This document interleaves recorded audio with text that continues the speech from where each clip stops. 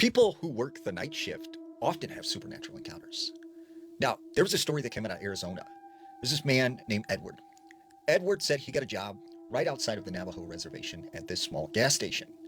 Now, he said his manager, this older Native American man, he told him before he started this job, he said, there's one thing you must know. There is a set of rules that I have when you work night shift here at this gas station. He said the first rule, now this is the most important rule. When it strikes midnight, you must lock the front door and do not unlock it ever until the morning. He said the second rule, if someone comes to that door and they want to come in after midnight, do not let them in. Even if it seems like they need help, even if it seems like someone you know, do not let anybody into the gas station after midnight. And he said, because they aren't really people. He goes, Edward's like, what do you mean? And he said, I can't talk about it, but just make sure you do not let them in.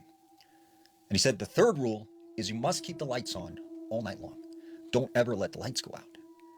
And if the power goes out, you are to turn this lantern on and some of these flashlights, but do not let it get dark in here. And he said, the fourth rule, you must never answer the phone after midnight. He said, even if it continuously rings like someone important is trying to get a hold of you, do not pick up that phone. So Edward was like, okay, at the time he just kind of thought it was ridiculous, but he's like, all right, I'll do it. So he works at this gas station for several months, and he listens to what this man tells him. And he locks the door at night, and he keeps the lights on, and he doesn't let anyone in. Well, this one night, there was a really bad monsoon, and it was raining, and there was lightning and thunder. And it struck midnight on the clock. So he locked the door. At 12:01, he hears a knock at the door. And when he goes to the front door, and he looks out the glass, he sees this woman. She is completely soaked. She's muddy. Her eyes look very wide. She looks in distress and like something is wrong. And she goes, please, please let me in. You have to let me in. And she's, crying and screaming, banging on this window.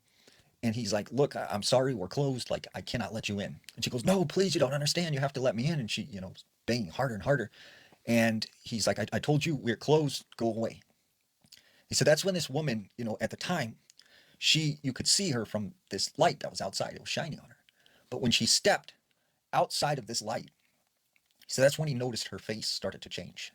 She didn't look human anymore. She looked like some kind of monster. And he said she just twisted her head to the side and she took off running. And instantly he got this feeling of dread, like something was wrong. Well, he said all night long, he could hear stuff yelling at him from outside, telling him to open the door.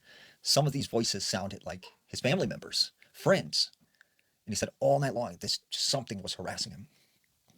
Well, that freaked him out, but he really needed this job. So he was there for a couple more months. And then he said one night, the worst thing happened. They had a blackout and the power was completely gone. And he said it was completely dark in this gas station. Now he'd locked the doors and everything, but he remembered what that old man told him. Do not let it get dark in here. So he scrambles to find this lantern and he starts trying to get it lit. And he can hear stuff moving around. And he can see shadows of things running around the gas station. And he can hear this laughter. And he could hear banging sounds coming from outside like something was trying to get in. Finally, he manages to get this lantern on.